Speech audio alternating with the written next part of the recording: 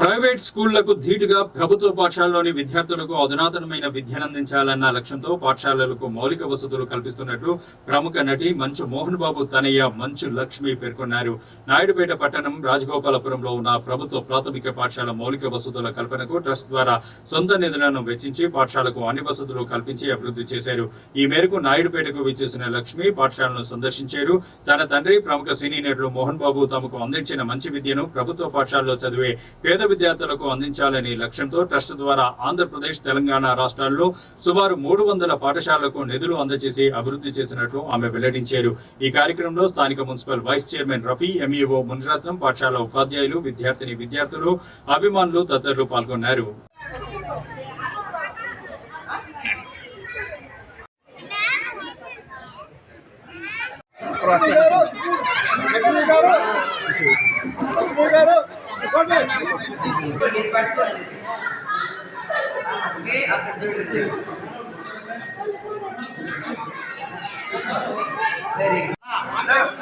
వెనక్కి జరుపుకున్నాయా ఫోటోలు బాగా వస్తాయా?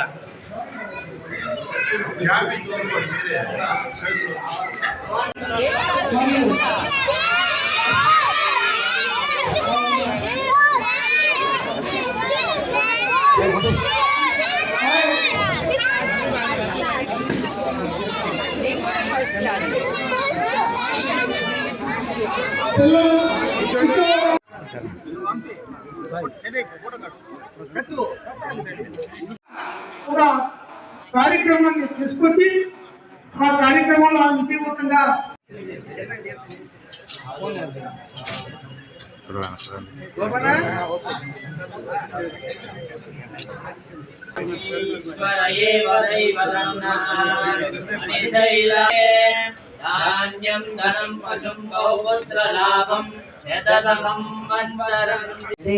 వచ్చి పడి ఉండడం తెలిసింది. నాకు చాలా చాలా చాలా చాలా సంతోషం అనేది చాలా చిన్న విషయం. ఈరోజు నేను ఇక్కడ వచ్చి నిలబడి ఈ స్కూల్లో ఒక స్మార్ట్ క్లాస్ రూమ్ చేయడం అనేది మా కాన్సెప్ట్ ఏంటి అంటే, డబ్బు ఉంది లేదు, సిటీలో ఉన్నామా, టౌన్లో ఉన్నామా, ఒక గ్రామంలో ఉన్నామా అనే ఒక డిఫరెన్స్ లేకుండా నాకు ఏం చదువు మా నాన్నగారు ఇవ్వగలిగారు అంత మేము చేయలేకపోయినా దానికి దీనికి డిఫరెన్స్ ఉండకూడదు అని స్మార్ట్ క్లాస్ అని మేము గవర్నమెంట్ స్కూల్కి వెళ్ళి పనిచేయడం జరుగుతాము. ఎందుకంటే సగం టైం మనం వాళ్ళు ఇది చేయట్లేదు, వీళ్ళు ఇది చేయట్లేదు అని అందరి మీద కంప్లైంట్లు ఎక్కువ చేస్తాం. కానీ మనం ఏం చేస్తున్నాము మన దేశం కోసం, మన అభివృద్ధి కోసం, మన పిల్లలు ముందుకు వెళ్ళడం కోసం అని మనం ఎప్పుడైనా మనల్ని మనం ఒక క్వశ్చన్ వేసుకున్నామా అని నన్ను నేనే అడిగాను. అలా అడిగినప్పుడు లేదే కూర్చొని ఎవరు తప్పు చేస్తున్నారో అది ఈజీగా చెప్పగలుగుతున్నాం, కానీ మనం ఏమి మంచి చేయగలము అని.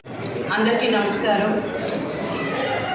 ఈరోజు నేను మా రాజగోపాల్పురం నాయుడుపేటలో మా ఇంటి పక్కన ఉండే బడిలో నుంచి నేను ఇలా మాట్లాడతానని కళ్ళ కూడా అనుకోలేదు నిజంగా.